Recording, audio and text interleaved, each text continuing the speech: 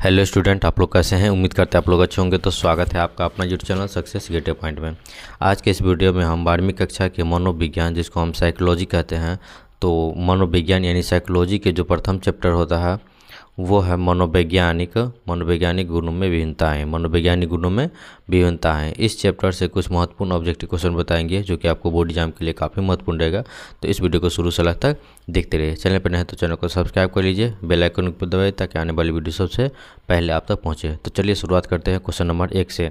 तो question number 1 में कहता है कि बुद्धि के किनके सिद्धांत को एक कारकीय सिद्धांत कहा गया है, जो कि 2013 में पूछा गया है क्वेश्चन। तो बुद्धि के किनके सिद्धांतों को एक कारकीय सिद्धांत कहा गया है, तो इसका जो सही उत्तर हो जाएगा ऑप्शन डी होगा, जो कि बीने के सिद्धांत को। अगला 2 नंबर क्वेश्चन में कह रहा है कि गार्डनर के अनुसार निम्नांकित में किसे बुद्धि की एक श्रेणी नहीं माना गया है। तो गार्डनर के अनुसार जो है किसे बुद्धि की एक श्रेणी नहीं माना गया है, तो इसका जो सही उत्तर हो जाएगा ऑप्शन बी हो जाए, जो कि जी कारक को। चलिए अगला प्रश्न को देखते हैं। अगला जो प्रश्न है 3 नंबर क्वेश्चन में कह रहा है कि किसने संज्ञानात्मक मूल्यांकन प्रणाली विकसित किया। तो संज्ञानात्मक मूल्यांकन प्रणाली जो विकसित किया वो किसने किया, तो इसका जो सही उत्तर हो जाएगा ऑप्शन ए हो जाए, जो कि जेपी दास एवं नागलियरी। 4 नंबर क्वेश्चन में कहता है कि आगमनात्मक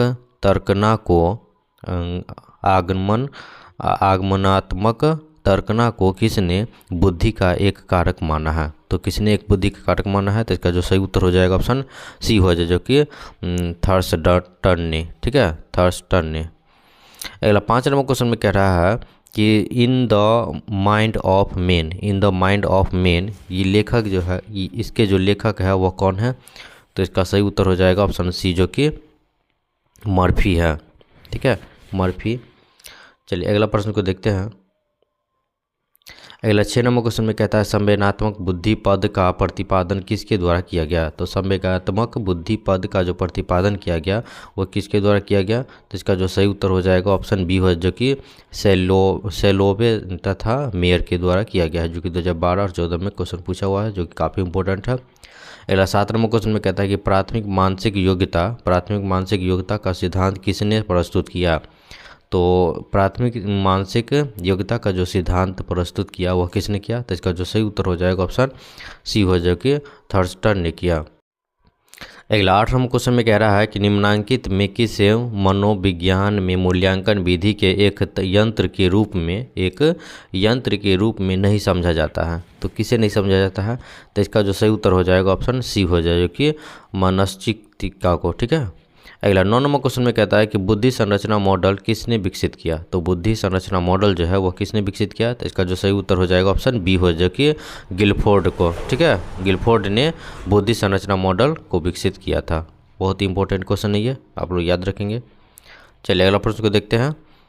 अगला जो प्रश्न है 10 नंबर क्वेश्चन में कह रहा है क्या, 10 नंबर क्वेश्चन में कहता है कि व्यक्तिक भिन्नता का तात्पर्य क्या है। तो व्यक्तिक भिन्नता का जो तात्पर्य है वह क्या होता है, तो इसका जो सही उत्तर हो जाएगा ऑप्शन सी हो, जो कि ए और बी दोनों हैं।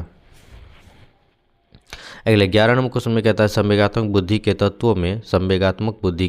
तत्वों में किसे नहीं रखा जा सकता है।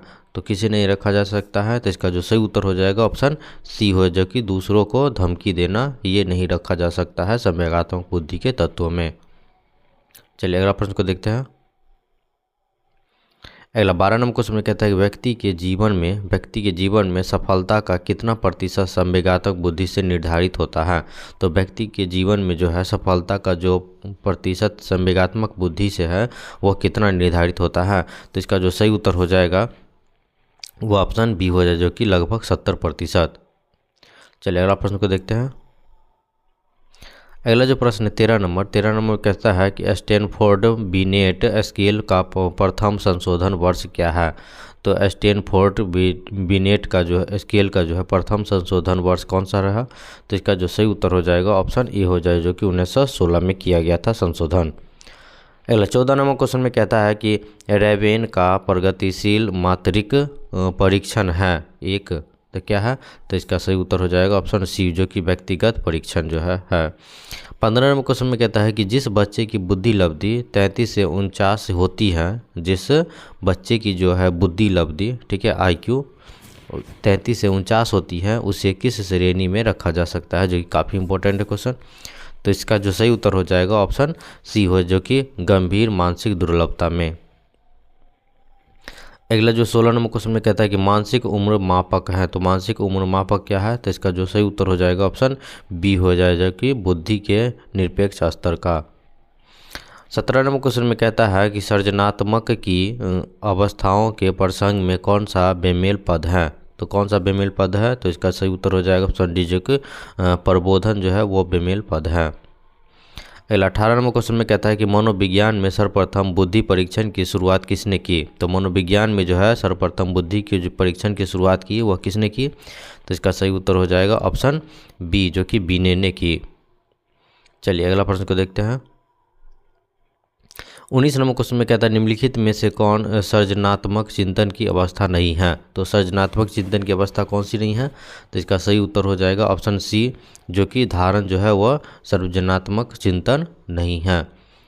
20 नंबर क्वेश्चन में कहता है कि किसने बुद्धि को व्यक्ति की सार्वभौमिक क्षमता के रूप में परिभाषित किया है, तो किसने, तो इसका सही उत्तर हो जाएगा ऑप्शन ए, जो कि बेसेलर ने। 21 नंबर क्वेश्चन में कहता है कि किसने बुद्धि का त्रितत्वीय सिद्धांत प्रतिपादित किया, जो काफ़ी इंपॉर्टेंट क्वेश्चन है। तो किसने बुद्धि का त्रितत्वीय सिद्धांत प्रतिपादित किया, तो इसका जो सही उत्तर हो जाएगा ऑप्शन डी हो जाएगा, जो कि स्टर्नबर्ग ने। चलिए अगला प्रश्न को देखते हैं। अगला 22 नंबर क्वेश्चन में कहता है कि रेवेन प्रोग्रेसिव मैट्रिक किस तरह का बुद्धि परीक्षण है, तो किस प्रकार का, तो इसका जो सही उत्तर हो जाएगा ऑप्शन बी हो जाएगा, जो कि अशाब्दिक बुद्धि परीक्षण है। ध्यान देंगे, ये काफ़ी इंपॉर्टेंट क्वेश्चन है।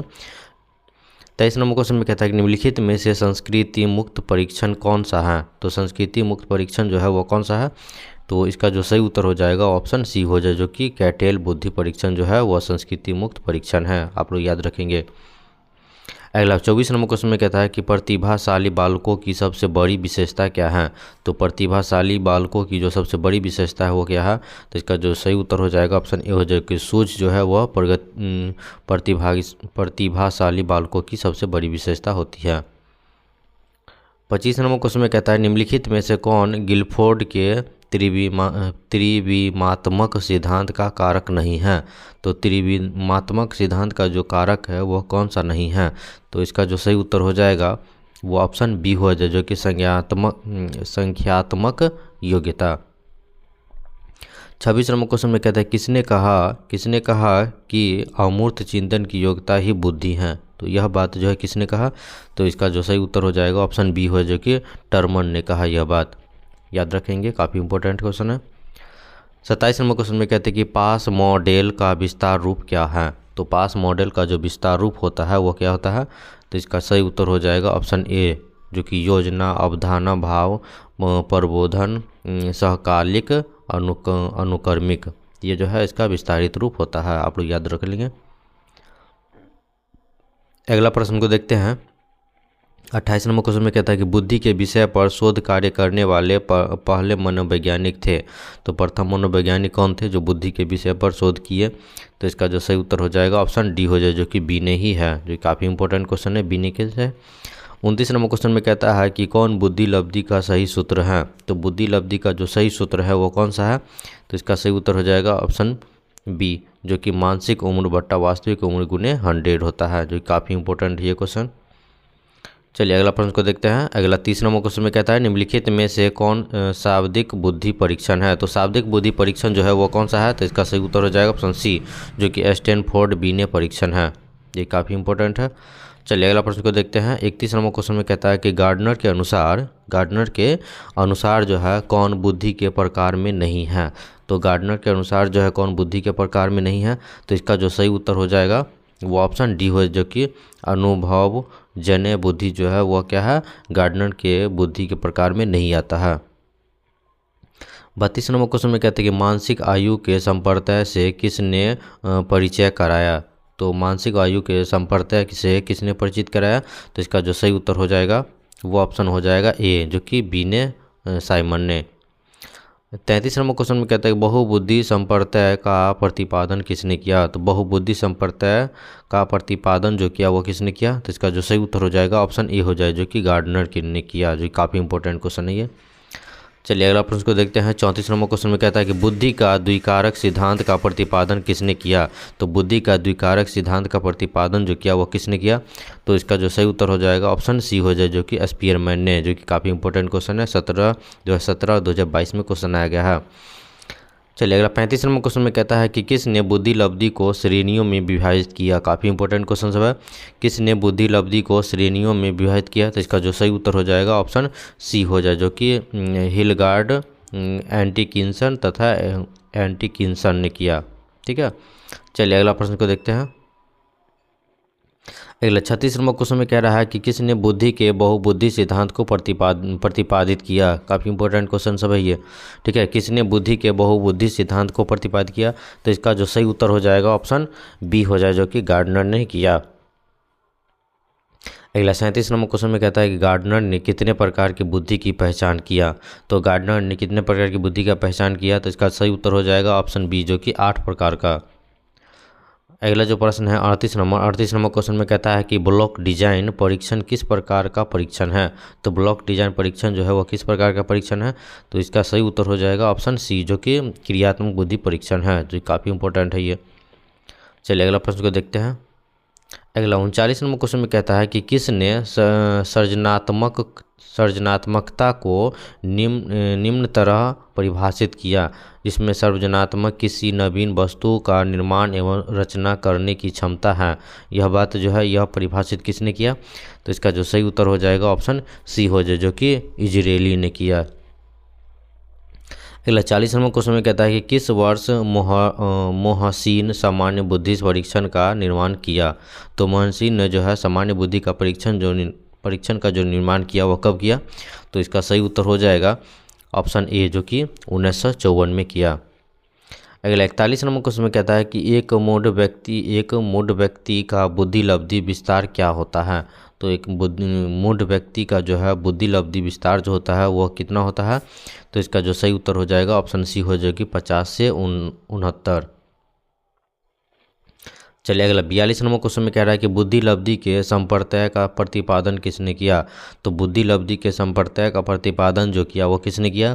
तो इसका सही उत्तर हो जाएगा ऑप्शन ए बी, जो कि स्टर्न ने किया, जो काफ़ी इंपॉर्टेंट क्वेश्चन है ये।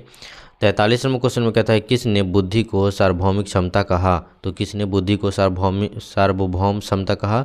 तो इसका जो सही उत्तर हो जाएगा ऑप्शन ए हो, जो कि बेसलर ने किया। ठीक है, जो काफ़ी इंपॉर्टेंट है। 44 नंबर क्वेश्चन में बुद्धि के एक कारक सिद्धांत के प्रतिपादन कौन है। तो बुद्धि के एक कारक सिद्धांत के प्रतिपादक जो है वो कौन है। तो इसका जो सही उत्तर हो जाएगा वो ऑप्शन ए हो जाए, जो कि अल्फ्रेड बीने हैं, जो काफ़ी इंपॉर्टेंट क्वेश्चन है ये। चलिए अगला प्रश्न को देखते हैं। अगला जो प्रश्न है 45 नंबर क्वेश्चन में कहता है कि जिन व्यक्तियों की बुद्धि लब्धि 80 से 89 के बीच में होती है उन्हें हम क्या कहते हैं। तो जिन व्यक्तियों की बुद्धि लब्धि 80 से 89 के बीच में होती है उन्हें हम क्या कहेंगे। तो इसका जो सही उत्तर हो जाएगा वो ऑप्शन सी हो जाए, जो कि मंद बुद्धि कहेंगे। अगला 46 नंबर क्वेश्चन में कहता है कि किस वर्ष बुद्धि का पास मॉडल विकसित हुआ। तो किस वर्ष जो है बुद्धि का जो पास मॉडल विकसित किया, आप लोग याद रखेंगे पास मॉडल की बात हो रही है। ठीक है, तो पास मॉडल जो है कब विकसित हुआ। तो इसका जो सही उत्तर हो जाएगा वो ऑप्शन बी हो जाए, जो कि 1994 में हुआ। चलिए अगला प्रश्न को देखते हैं। अगला जो प्रश्न है 47 नंबर क्वेश्चन में कहता है कि बुद्धि को अमूर्त चिंतन की योग्यता के रूप में किसने परिभाषित किया। तो बुद्धि को जो है अमूर्त चिंतन की योग्यता के रूप में जो परिभाषित किया वो किसने किया। तो इसका जो सही उत्तर हो जाएगा ऑप्शन ए हो जाए, जो कि टर्मन ने किया। ठीक है, जो काफ़ी इंपॉर्टेंट क्वेश्चन है। 48 नंबर क्वेश्चन में कहता है निम्न में से कौन शाब्दिक परीक्षण नहीं है। तो शाब्दिक परीक्षण जो है कौन सा नहीं है। तो इसका सही उत्तर हो जाएगा ऑप्शन डी, जो कि ए और बी दोनों जो है वह शाब्दिक परीक्षण नहीं है।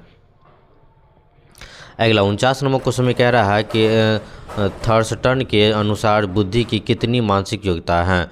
तो थर्स्टन के अनुसार जो है बुद्धि की कितनी मानसिक योग्यता है। तो इसका जो सही उत्तर हो जाएगा ऑप्शन ए हो जाए, जो कि 7 है। चलिए अगला प्रश्न को देखते हैं। अगला 50 नंबर क्वेश्चन में कहता है कि गार्डनर के अनुसार निम्नलिखित में से किसे बुद्धि का एक प्रकार नहीं माना गया है, जो काफ़ी इंपॉर्टेंट क्वेश्चन है। ठीक है, तो गार्डनर के अनुसार जो है बुद्धि का एक प्रकार नहीं माना गया है कौन सा, तो इसका सही जो उत्तर हो जाएगा ऑप्शन ए हो जाए, जो कि जी कारक जो है, जी कारक को ही बुद्धि का सिद्धांत नहीं माना गया है। किसके द्वारा, तो गार्डनर के द्वारा, आप लोग याद रखेंगे। 51 नंबर क्वेश्चन में कहता है कि जिन व्यक्तियों की बुद्धि लब्धि 90 से 100 के बीच में होती है उन्हें हम क्या कहेंगे। तो जिन व्यक्तियों का जो है बुद्धि लब्धि 90 से 100 के बीच में होती है उसे हम औसत बुद्धि कहते हैं, जो कि ऑप्शन डी जो है वो सही उत्तर हो जाएगा। वीडियो अच्छा लगे तो वीडियो को लाइक कर दोस्तों में शेयर कर दीजिए। धन्यवाद।